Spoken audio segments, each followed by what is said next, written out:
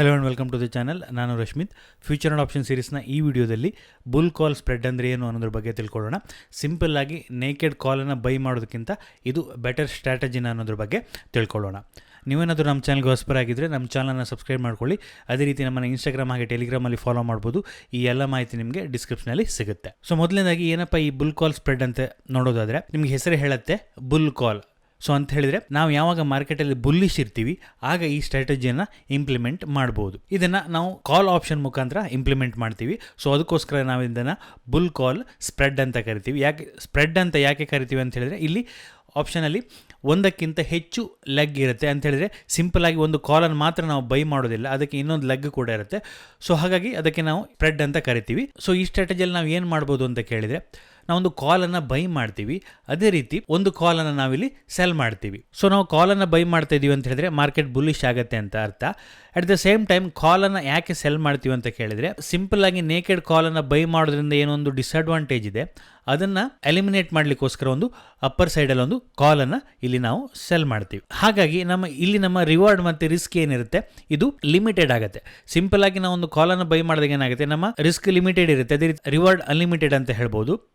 ಹಾಗೆ ಸಿಂಪಲ್ ಆಗಿ ನಾವು ಒಂದು ಕಾಲನ್ನು ಸೆಲ್ ಮಾಡಿದಾಗ ನಮ್ಮ ರಿಸ್ಕ್ ಅನ್ಲಿಮಿಟೆಡ್ ಆಗಿರುತ್ತೆ, ರಿವಾರ್ಡ್ ಲಿಮಿಟೆಡ್ ಆಗಿರುತ್ತೆ. ಬಟ್ ಇಲ್ಲಿ ರಿಸ್ಕ್ ಮತ್ತು ರಿವಾರ್ಡ್ ಕೂಡ ಎರಡು ಕೂಡ ಲಿಮಿಟೆಡ್ ಆಗಿರುತ್ತೆ. ಸೊ ಇದೊಂದು ಡೆಬಿಟ್ ಸ್ಟ್ರಾಟಜಿ ಅಂತ ಹೇಳಿದ್ರೆ ಇಲ್ಲಿ ನಾವು ಪ್ರೀಮಿಯಮನ್ನು ಪೇ ಮಾಡ್ತೀವಿ. ಸೊ ನಾವು ಯಾವುದೊಂದು ಸ್ಟಾಕ್ ಅಥವಾ ಇಂಡೆಕ್ಸಲ್ಲಿ ಬುಲ್ಲಿಶ್ ಇದ್ದೀವಿ ಅಂತ ಹೇಳಿದ್ರೆ ಒಂದು ಇನ್ ದ ಮನಿ ಕಾಲನ್ನು ಬೈ ಮಾಡ್ಬೋದು, ಅದೇ ರೀತಿ ಒಂದು ಔಟ್ ಆಫ್ ದ ಮನಿ ಕಾಲನ್ನು ಇಲ್ಲಿ ನಾವಿಲ್ಲಿ ಸೆಲ್ ಮಾಡ್ಬೋದು. ಹಾಗಾದರೆ ನಮ್ಮ ಮ್ಯಾಕ್ಸಿಮಮ್ ಪ್ರಾಫಿಟ್ ಎಷ್ಟು ಅಂತ ಹೇಳಿದ್ರೆ difference between strike price minus net premium paid ಅಂತ ಹೇಳ್ತೀವಿ.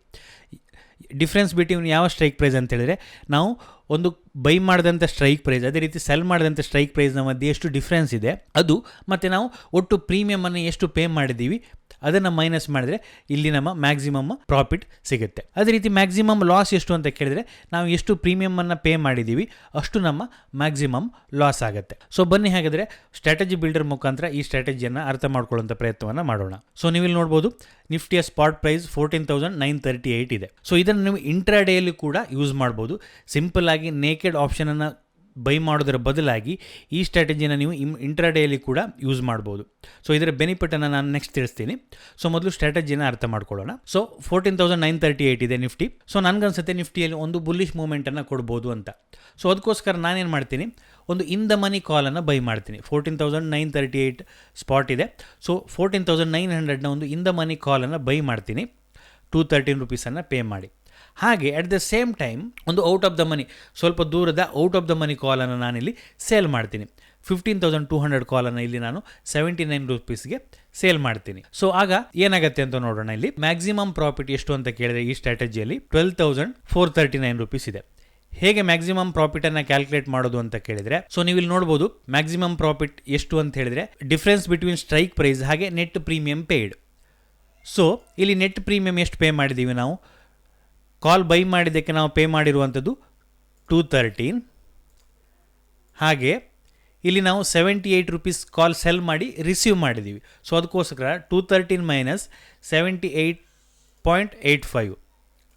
ಸೊ ನೆಟ್ಟಾಗಿ ಪೇ ಮಾಡಿದಂಥದ್ದು ನಾವು 134 ಅಂತ ಹೇಳ್ಬೋದು. 130 ರುಪೀಸ್ 134 ನಾವು ನೆಟ್ ಪ್ರೀಮಿಯಮ್ ಆಗಿ ಪೇ ಮಾಡಿದ್ದೀವಿ. ಸೊ 134 ಇಂಟು 75 ಏನು ಒಂದು ಲಾಟ್ಗೆ 10,050 ಆಗುತ್ತೆ. ನೀವಿಲ್ಲಿ ನೋಡ್ಬೋದು 10,061 ಇದೆ ಮ್ಯಾಕ್ಸಿಮಮ್ ಲಾಸ್. ಸೊ ಮ್ಯಾಕ್ಸಿಮಮ್ ಎಷ್ಟು ಕಳ್ಕೊಳ್ತೀವಿ ಅಂತ ಹೇಳಿದ್ರೆ ನಾವು ಈ ಟ್ರೇಡಲ್ಲಿ. ಹಾಗೆ ಮ್ಯಾಕ್ಸಿಮಮ್ ಪ್ರಾಫಿಟ್ ಎಷ್ಟು ಅಂತ ಕೇಳಿದರೆ difference between strike price. So 14,900 ಮತ್ತು 15,200ನ ಮಧ್ಯೆ 300 ರುಪೀಸ್ ಡಿಫ್ರೆನ್ಸ್ ಇದೆ. 300 ಮೈನಸ್ 134 166 ಇಂಟು 75 ಒಂದು ಲಾಟ್ಗೆ. ಸೊ 12,450. ಸೊ ಇದು ನಮ್ಮ ಮ್ಯಾಕ್ಸಿಮಮ್ ಪ್ರಾಫಿಟ್ ಆಗುತ್ತೆ. ಸೊ ಹಾಗಾದರೆ ಬ್ರೇಕ್ ಇವನ್ ಪಾಯಿಂಟ್ ಯಾವುದು ಅಂತ ನೋಡಿದರೆ, ನಾವು ಕಾಲ್ ಬೈ ಮಾಡಿದಂಥ ಸ್ಟ್ರೈಕ್ ಪ್ರೈಸ್ 14,900 ಪ್ಲಸ್ 134. ಸೊ 15,034ಕ್ಕಿಂತ ಮೇಲೆ ಹೋದರೆ ಇಲ್ಲಿ ಎಕ್ಸ್ಪೈರಿ ಡೇ ದಿನ 15,034ಕ್ಕಿಂತ ಮಾರ್ಕೆಟ್ ಮೇಲೆ ಇತ್ತು ಅಂತ ಹೇಳಿದ್ರೆ ನಮ್ಗೆ ಅಲ್ಲಿ ಪ್ರಾಫಿಟ್ ಆಗುತ್ತೆ. ಸೊ ನೀವು ಇಲ್ಲಿ ನೋಡ್ಬೋದು ಫೇ ಅಪ್ ಅನ್ನ, ಇದು ಬ್ರೇಕ್ ಇವನ್ ಪಾಯಿಂಟ್. 15,035ಕ್ಕಿಂತ ಮಾರ್ಕೆಟ್ ಮೇಲೆ ಎಕ್ಸ್ಪೈರಿ ಡೇ ದಿನ ಹೋಯಿತು ಅಂತ ಹೇಳಿದ್ರೆ ನಮ್ಗೆ ಇಲ್ಲಿ ಪ್ರಾಫಿಟ್ ಆಗಲಿಕ್ಕೆ ಸ್ಟಾರ್ಟ್ ಆಗುತ್ತೆ. ಮ್ಯಾಕ್ಸಿಮಮ್ ಪ್ರಾಫಿಟ್ ಯಾವಾಗ ಆಗುತ್ತೆ ಅಂತ ಹೇಳಿದ್ರೆ, ನಾವು ಸೆಲ್ ಮಾಡಿದಂತೆ ಸ್ಟ್ರೈಕ್ ಪ್ರೈಸ್ಗಿಂತ ಮೇಲೆ ಮಾರ್ಕೆಟ್ ಕ್ಲೋಸ್ ಆದರೆ ನಮಗಲ್ಲಿ ಮ್ಯಾಕ್ಸಿಮಮ್ ಪ್ರಾಫಿಟ್ ಆಗುತ್ತೆ. ಈ 12,000 ರೂಪೀಸ್ ಮ್ಯಾಕ್ಸಿಮಮ್ ಪ್ರಾಫಿಟ್ ಆಗುತ್ತೆ. ಅದೇ ರೀತಿ ಮ್ಯಾಕ್ಸಿಮಮ್ ಲಾಸ್ ಯಾವಾಗ ಆಗುತ್ತೆ ಅಂತ ಹೇಳಿದ್ರೆ, ನಾವು ಬೈ ಮಾಡಿದಂಥ ಸ್ಟ್ರೈಕ್ ಪ್ರೈಸ್ನ ಕೆಳಗಡೆ ಮಾರ್ಕೆಟ್ ಇತ್ತು ಅಂತ ಹೇಳಿದರೆ, ಸೊ ನಾವು ಬೈ ಮಾಡಿದಂಥ ಸ್ಟ್ರೈಕ್ ಪ್ರೈಸ್ನ ಕೆಳಗಡೆ ಮಾರ್ಕೆಟ್ ಹೋಯಿತು ಅಂತ ಹೇಳಿದ್ರೆ ಅಲ್ಲಿ ನಮಗೆ ಮ್ಯಾಕ್ಸಿಮಮ್ ಲಾಸ್ ಆಗುತ್ತೆ. ಸೊ ಬ್ರೇಕ್ ಇನ್ ಪಾಯಿಂಟ್ 15,035ಕ್ಕಿಂತ ಮೇಲೆ ಇರಬೇಕಾಗತ್ತೆ. ಸೊ ಅದಕ್ಕಿಂತ ಮೇಲಿದ್ರೆ ನಮಗಲ್ಲಿ ಪ್ರಾಫಿಟ್ ಆಗುತ್ತೆ.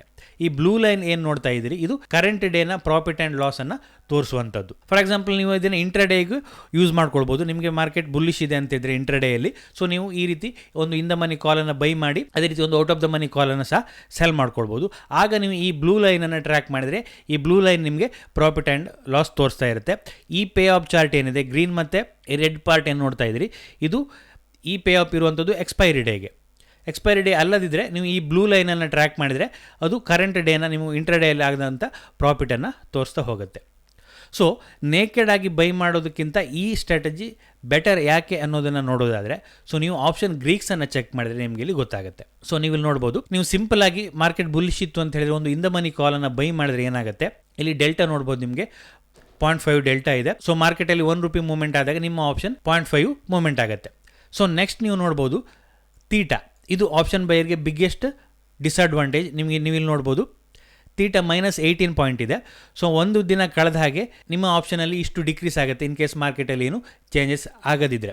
ಸೊ ನೀವು ನೇಕೆಡ್ ಆಗಿ ಸಿಂಗಲ್ ಕಾಲನ್ನು ಬೈ ಮಾಡಿದಾಗ ಬಿಗ್ಗೆಸ್ಟ್ ಡಿಸ್ಅಡ್ವಾಂಟೇಜ್ ನಿಮಗೆ ಆಗುವಂಥದ್ದು ಈ ತೀಟಾದಿಂದ. ಅದೇ ರೀತಿ ವಾಲಟಿಲಿಟಿಲಿ ಪಾಸಿಟಿವ್ ಇದೆ, ವಾಲಟಿಲಿಟಿಯಲ್ಲಿ ಇನ್ಕ್ರೀಸ್ ಆದರೆ ನಿಮ್ಮ ಆಪ್ಷನ್ಗೆ ಇದು ಬೆನಿಫಿಟ್ ಆಗುತ್ತೆ. ಸೊ ನೀವು ನೇಕೆಡ್ ಬೈ ಮಾಡೋದಕ್ಕಿಂತ ಇನ್ನೊಂದು ಪೊಸಿಷನನ್ನು ಅದಕ್ಕೆ ಹೆಡ್ಜ್ ಮಾಡೋದ್ರಿಂದ ನಿಮ್ಗೆ ಏನು ಬೆನಿಫಿಟ್ ಆಗುತ್ತೆ ಅನ್ನೋದನ್ನು ನೀವು ನೋಡ್ಬೋದು.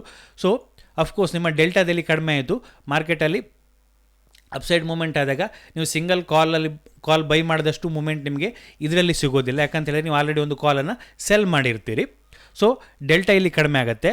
At the same time biggest disadvantage ಇದ್ದದ್ದು ನಿಮಗೆ ಇಲ್ಲಿ ಕಡಿಮೆ ಆಯ್ತು ನೋಡಿ.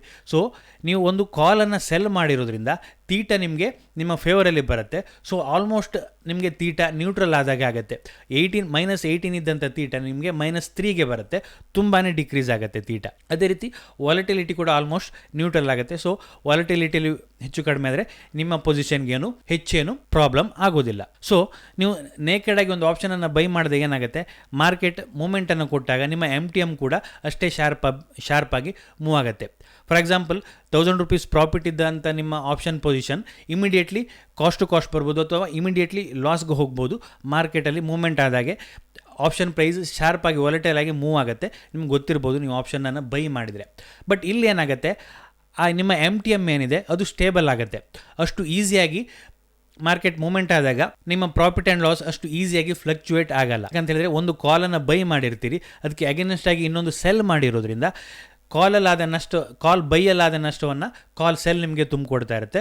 ಸೊ ಹಾಗಾಗಿ ಮಾರ್ಕೆಟ್ ನಿಮ್ಮ ಅಗೇನೆಸ್ಟ್ ಹೋಯಿತು ಅಂತ ಹೇಳಿದ್ರು ನೇಕೆಡ್ ಕಾಲಲ್ಲಿ ಆದಕ್ಕಿಂತ ಕಡಿಮೆ ಲಾಸಲ್ಲಿ ನೀವು ಇಲ್ಲಿ ಹೊರಗೆ ಬರಲಿಕ್ಕಾಗತ್ತೆ. ಅದೇ ರೀತಿ ನೀವು ಮಾರ್ಕೆಟ್ಗೆ ಎಂಟರ್ ಆದ ನಂತರ ನಿಮಗೆ ಯಾವ ರೀತಿ ಮೂವ್ಮೆಂಟ್ ಆಗುತ್ತೆ ಅಂತ ಗೊತ್ತಿರೋದಿಲ್ಲ. ಫಾರ್ ಎಕ್ಸಾಂಪಲ್, ನೀವು ನೇಕೆಡ್ ಕಾಲನ್ನು ಬೈ ಮಾಡಿದ ನಂತರ ಮಾರ್ಕೆಟ್ ಈ ರೀತಿ ಒಂದು ಮೂವ್ಮೆಂಟನ್ನು ಕೊಡ್ತಾ ಇತ್ತು ಅಂತ ಹೇಳಿದ್ರೆ ಮಾರ್ಕೆಟ್ ಅಪ್ ಹೋಗ್ತಾ ಇದೆ, ಬಟ್ ನೀವು ಎಕ್ಸ್ಪೆಕ್ಟ್ ಮಾಡಿದ ಸ್ಪೀಡಲ್ಲಿ ಮಾರ್ಕೆಟ್ ಮೇಲೆ ಹೋಗ್ತಾ ಇಲ್ಲ ಅಂತ ಹೇಳಿದರೆ ನೀವು ಈ ಸ್ಟ್ರಾಟಜಿಯನ್ನು ಮಾಡಿದಾಗ ಬೆನಿಫಿಟ್ ಆಗುತ್ತೆ.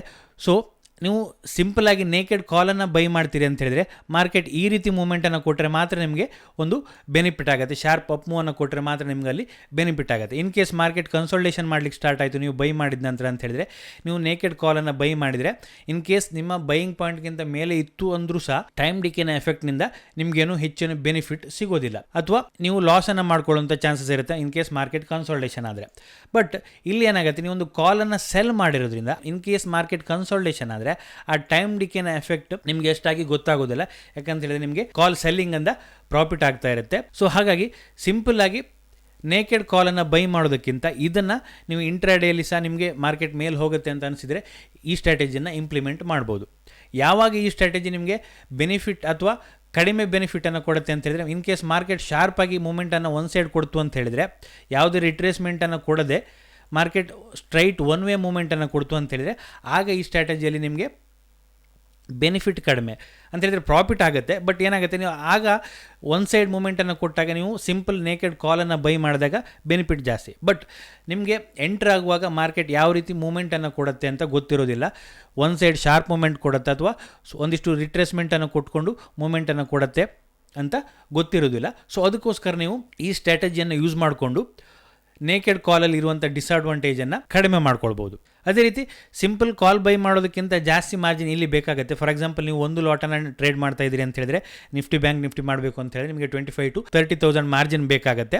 ಸಿಂಪಲ್ ಆಗಿ ಆಪ್ಷನ್ ಬೈ ಮಾಡೋದಕ್ಕಿಂತ ಜಾಸ್ತಿ ಮಾರ್ಜಿನ್ ಬೇಕಾಗುತ್ತೆ. ಬಟ್ ಸಿಂಪಲ್ ಆಗಿ ಆಪ್ಷನ್ ಬೈ ಮಾಡೋದಕ್ಕಿಂತ ಜಾಸ್ತಿ ಬೆನಿಫಿಟ್ ಇರುತ್ತೆ. ಸೊ ನೀವು ತುಂಬ ಹೊತ್ತು ಆಪ್ಷನ್ ಬೈ ಮಾಡಿ ಹೋಲ್ಡ್ ಮಾಡ್ತೀರಿ ಅಂತ ಹೇಳಿದ್ರೆ ಈ ಸ್ಟ್ರಾಟಜಿ ನಿಮಗೆ ಬೆಟರ್ ಆಗುತ್ತೆ. ಫಾರ್ ಎಕ್ಸಾಂಪಲ್ ನೀವು ಒಂದು 15 to 30 ಮಿನಿಟ್ಸಲ್ಲೇ ನಿಮ್ಗೆ ಟಾರ್ಗೆಟ್ ಸಿಗುವಂಥ ಸಿಚುವೇಶನ್ ಇದ್ದರೆ ಆಗ ನಿಮಗೆ ಸಿಂಪಲ್ ಕಾಲ್ ಬೈ ಮಾಡೋದು ಬೆಟರ್ ಆಗುತ್ತೆ. ಬಟ್ ನೀವು 9:30ಗೆ ಎಂಟ್ರ್ ಆಗ್ತೀರಿ, 3:30ವರೆಗೂ ವೆಯ್ಟ್ ಮಾಡ್ತೀರಿ ನಿಮ್ಮ ಟಾರ್ಗೆಟ್ ಬರಲಿಕ್ಕೆ ಅಂತ ಹೇಳಿದ್ರೆ ಈ ಸ್ಟ್ರಾಟಜಿ ನಿಮಗೆ ಬೆಟರ್ ವರ್ಕ್ ಆಗುತ್ತೆ. ಅದೇ ರೀತಿ ನೆಕ್ಸ್ಟ್ ಡೇಗೂ ಕೂಡ ನೀವು ಹೋಲ್ಡ್ ಮಾಡ್ಬೋದು.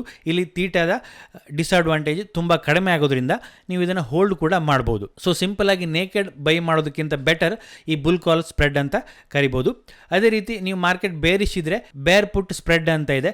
ಸೊ ಇಲ್ಲಿ ನೀವು ಹೇಗೆ ಕಾಲನ್ನು ಬೈ ಮಾಡಿ ಸೆಲ್ ಮಾಡ್ತೀರಿ, ಅದೇ ರೀತಿ ಪುಟ್ಟನ್ನು ಬೈ ಮತ್ತು ಸೆಲ್ ಮಾಡೋದ್ರಿಂದ ಬೇರಿಶ್ ಮಾರ್ಕೆಟಲ್ಲಿ ಸಹ ನೀವು ಅದನ್ನು ಇಂಪ್ಲಿಮೆಂಟ್ ಮಾಡ್ಬೋದು. ಅದ್ರ ಬಗ್ಗೆ ನೆಕ್ಸ್ಟ್ ವೀಡಿಯೋ ಮಾಡ್ತೀನಿ. ಸೊ ನೆಕ್ಸ್ಟ್ ನಾನು ಈ ಬುಲ್ ಕಾಲ್ ಸ್ಟ್ರಾಟಜಿಯನ್ನು ಇಂಪ್ಲಿಮೆಂಟ್ ಮಾಡಿದಾಗ ಅದರ ವಿಡಿಯೋವನ್ನು ಮಾಡಿ ನಿಮಗೆ ಅಪ್ಲೋಡ್ ಮಾಡುವಂಥ ಪ್ರಯತ್ನವನ್ನು ಮಾಡ್ತೀನಿ. ಸೊ ನೀವೇನಾದರೂ ನೇಕೆಡ್ ಕಾಲನ್ನು ಬೈ ಮಾಡ್ತಾ ಇದ್ದೀರಿ ಅಂತ ಹೇಳಿದರೆ ಅದರ ಬದಲಾಗಿ ಒಂದಷ್ಟು ದಿನ ಈ ಬುಲ್ ಕಾಲ್ ಸ್ಪ್ರೆಡ್ಡನ್ನು ಟ್ರೈ ಮಾಡಿ ರಿಸಲ್ಟ್ ಯಾವ ರೀತಿ ಚೇಂಜ್ ಆಗುತ್ತೆ ಅಂತ ಗೊತ್ತಾಗುತ್ತೆ. ಸೊ ಇದಿಷ್ಟು ಈ ವಿಡಿಯೋದಲ್ಲಿ. ನಿಮ್ಗೆ ಏನಾದರೂ ಈ ವಿಡಿಯೋ ಇಷ್ಟ ಆಗಿದ್ರೆ ಲೈಕ್ ಮಾಡಿ, ನಿಮ್ಮ ಸಜೆಷನ್ಸನ್ನು ಕಮೆಂಟ್ ಮಾಡಿ. ಇನ್ನು ಹೆಚ್ಚಿನ ವಿಡಿಯೋಗಳಿಗಾಗಿ ನಮ್ಮ ಯೂಟ್ಯೂಬ್ ಚಾನಲನ್ನು ಸಬ್ಸ್ಕ್ರೈಬ್ ಮಾಡ್ಕೊಳ್ಳಿ. Thank you.